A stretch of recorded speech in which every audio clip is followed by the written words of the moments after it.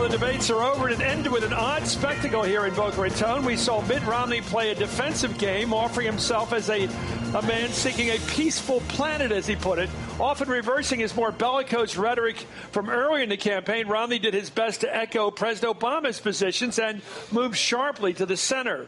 Romney essentially endorsed the president's foreign policy record, saying he agreed with him in setting a hard deadline on leaving Afghanistan, on Iran, on Egypt. The president had a different strategy altogether. He accused Romney of trying to airbrush his own history. I'm glad that Governor Romney agrees with the steps that we're taking. There have been times, Governor, frankly, during the course of this campaign where it sounded like you thought that you'd do the same things we did, but you'd say them louder, and somehow that would make a difference. Well, he hit Romney for his lack of consistency on issues and his change of rhetoric on issues like Iraq. Let's watch.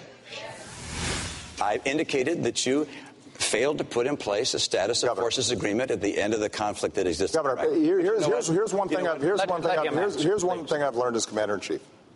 You've got to be clear, both to our allies and our enemies, about where you stand and what you mean.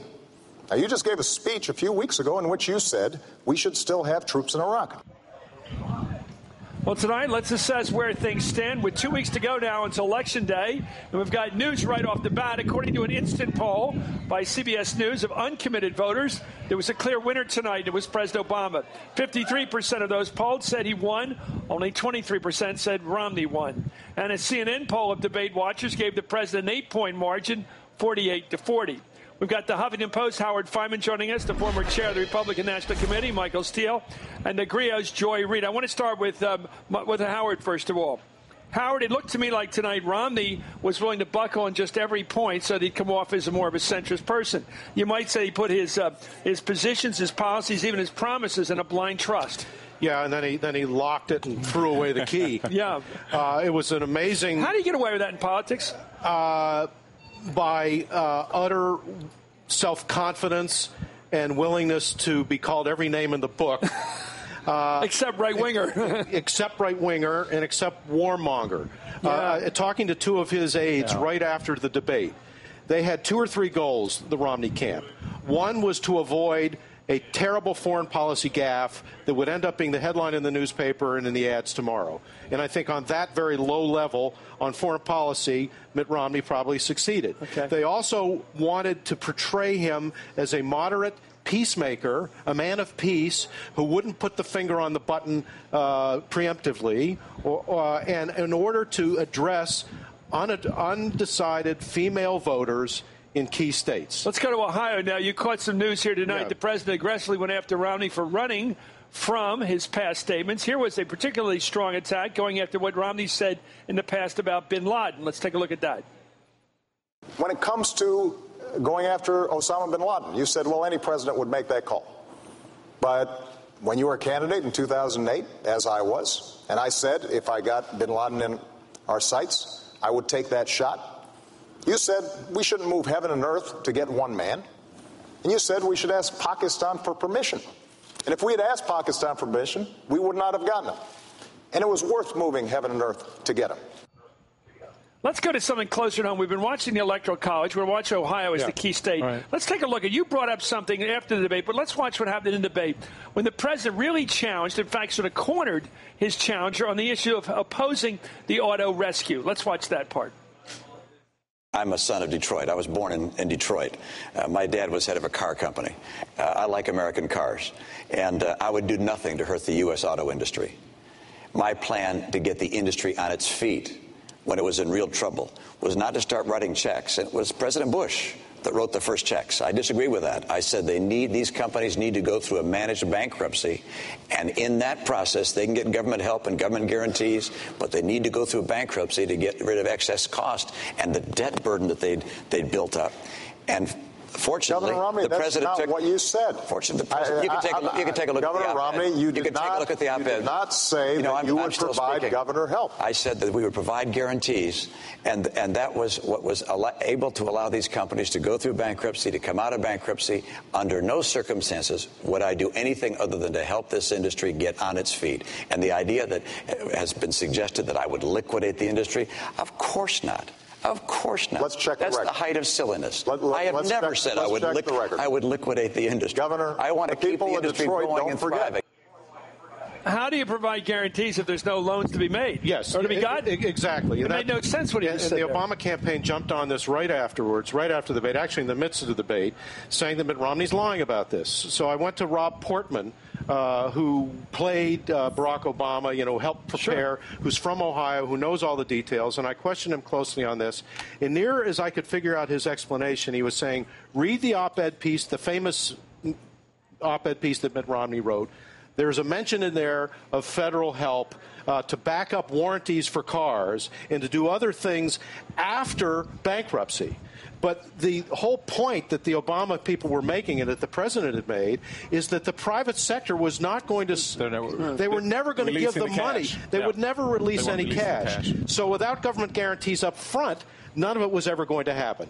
That's the point, and that's what Mitt Romney, who's this is all about desperately trying to get votes in Ohio. Right, the banks want to be paid. It's all about Ohio, and that, however much foreign policy was discussed. The newspapers aren't going to pick up on this because it's malarkey. Yes. So, but who's he talking to with this kind of sort of ridiculous sort of concession here? Well, I don't think he was necessarily talking to the auto workers in Ohio who've already decided. I think once again he's going for undecided voters so that he doesn't look like a mean guy. Right, this is what he did on it. Remember what he did on birth control the other day? He said, well, I'm not going to deny people access to birth control. The issue isn't the legality of birth control. It's whether health policies paid for by your employers are covering it or not. Look, he just changes the definition to skip by it with the people who aren't paying attention. Chris, I think there's no secret at this stage, 2 weeks out, given the momentum that the president has lost and the momentum that Romney has gained, that he's effectively playing to that middle. He's playing that middle card now. The low information voter? Well, it's not about the low information voter. Look, Chris, you're a student of politics. It's part of the conversation that we have. Is no different than when Obama tacked to Hillary's left during their primary, then tacked back to the center and started quoting Reagan and Lincoln during the general election. Pulling a fast one to say that you supported the auto industry when you did. Well, okay, let's have the conversation about why Gitmo isn't closed. All right, so look, these guys find themselves in different crosshairs at different times, and I think at this particular juncture, what you have is Mitt Romney making that play to seal the case going into Ohio. That whole auto. This is what I've been hearing all night tonight. Joy Reid, thanks for joining us from up there. This is what I've been hearing all night from Steve Schmidt. I mean, I understand what you have to do when you're on the wrong side of an argument, but the new argument on the Republican side tonight is anything he says is fine. Anything that covers up is fine because this is an election 2 weeks from now. In fact, they always say the same thing. It's 2 weeks from now. Yeah, this is the 2-minute drill. This is when you can say anything you want to say. That seems to be the argument tonight. Right, and I absolutely thought that what Steve Schmidt was saying was actually an extraordinary admission of sort of how the political consultant world looks at elections, which is that the content doesn't matter as long as he did this inoffensive sort of used vacuum cleaner salesman delivery. He's the inoffensive door-to-door salesman. If you don't need a vacuum for your carpets, hey, how about for your floors? If you don't need it for your floors, this vacuum blows up balloons. That is what Mitt Romney is essentially doing. He's trying to be brand X, and it's just a sales pitch. I think that, the problem with that is that it betrays a stunning and I think in a sense disqualifying lack of core principles. Mitt Romney has essentially thrown away all of the constituencies that brought him to where he is now. In the previous debates, he threw away the evangelical right. Tonight, he tried to slink out of the grasp of the neoconservatives and George W. Bush. So what exactly does this guy stand for? I thought he sounded like he's voting for Barack Obama when it comes to foreign policy. I think Joy's right. I actually think it's more cynical even than that. Yeah. Mitt Romney is now saying, nobody knows exactly what I believe at all. Exactly. It's all so confusing. Okay. Don't worry. Okay. Don't worry. Chris, can I just say, I'll blow whichever way the wind is blowing. Who tackled him, though, held on to him tight, kept him in his grip. That's John Lehman, I believe, the former Secretary of the Navy under Reagan. He got him to back this 800-ship Navy or what he's after again. Here, take a look at this. You can have the first grab at this. This is when the president used some real humor here. It had to do with the back and forth on the military budget, and specifically the Navy here. Obama had one of his strongest lines of the night. It was prepared. God help him. But here it is. Let's watch. Our Navy is smaller now than any time since 1917. The Navy said they needed 313 ships to carry out their mission. We're now down to 285. We're headed down to the low 200s if we go through with sequestration. That's unacceptable to me. I want to make sure that we have the ships that are required by our Navy. I think Governor Romney maybe hasn't spent enough time looking at how our military works. You mentioned the Navy, for example, and that we have fewer ships than we did in 1916.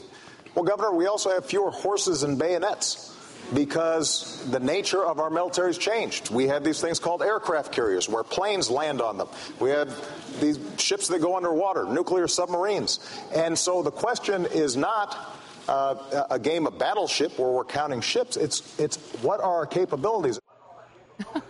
Joy? Chris, I know. Joy of the world? That was actually my favorite line of the night. And in addition to that, the president said that, Romney wants the foreign policy of the 80s. Because it was... It was funny Why and is it was deliberate. Favorite? I thought it just crushed Romney. It made Romney look like he crammed for this last night, like he sort of crammed all the foreign policy ideas. And by the way, that Navy thing I think was about Virginia. It was about saying, hey, Virginia, I'm going to get you guys some more Navy ships. I love the way you think. This pinpoint marketing strategy. It's Norfolk. Yeah, it's just all marketing. And then he said, look, you want the foreign policy of the 80s, the social policy of the 50s, and you want the economic policy of the 20s. I thought what Barack Obama did that was effective tonight, he walked voters who haven't been paying attention through the various flip-flops of Romney. He reminded you very specifically what he flip-flopped on. And then he sort of exposed Romney as being extremely shallow in his understanding and knowledge of even his sort of key issue here, which is we're not spending enough on the military. Do you think this is possible, Michael, that a politician could go into tonight with an idea of sort of playing it like a xylophone? Let me do a little something for Virginia here. Let me do something a little bit for. Let me hit that Ohio number there. Let me say Israel, Iran, 40 or 50 times. Why not? Do you think that's how they do it, politicians? There are constituent parts to this whole process. So the principles are based on the constituency. Look, I get your cynicism. I'm accusing of cynicism. And you're accused of cynicism. Right. But the fact of the matter is, look, I think what Romney did tonight was very effective in some respects, and that he did, and it shows the difficulty of sitting on that stage with the President of the United States on an issue like foreign policy, but I thought he was very effective, particularly in the discussion on China and several other parts where he laid out his vision, his view in terms of how he would handle, what we talked about earlier, Iran and its nuclear capacity, China and its abilities. I thought, you're not going to look, gentlemen, everybody's had a chance to talk, and I just get a moment to make a point. Sure. All right? Everybody just give me the second to say this. Just keep it short.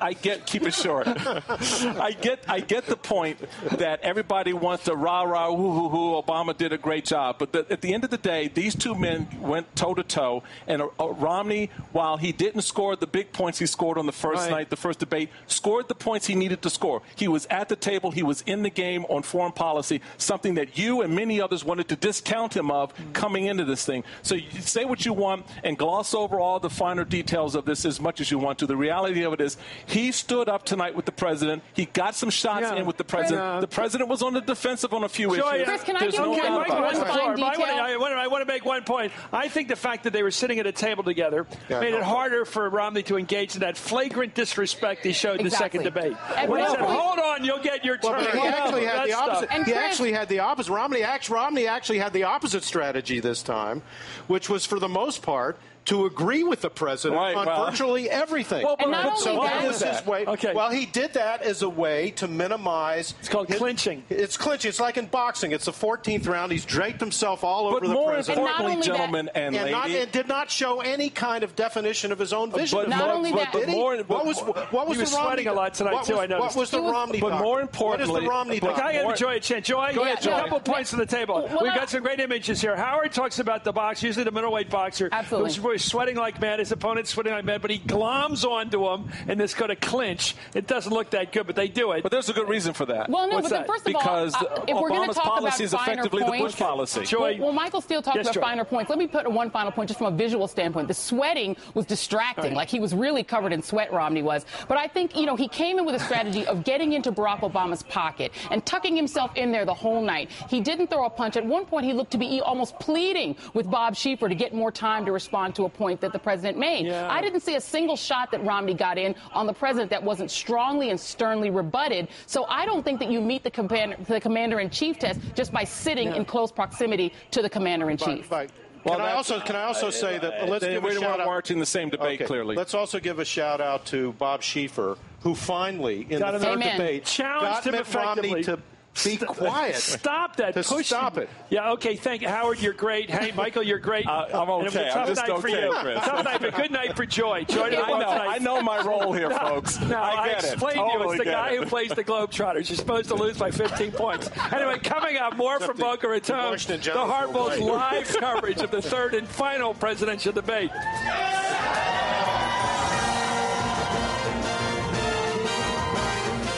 When it comes to our foreign policy, you seem to want to import the foreign policies of the 1980s, just like the social policies of the 1950s and the economic policies in the 1920s. And I know you haven't been in a position to actually execute foreign policy, but every time you've offered an opinion, you've been wrong.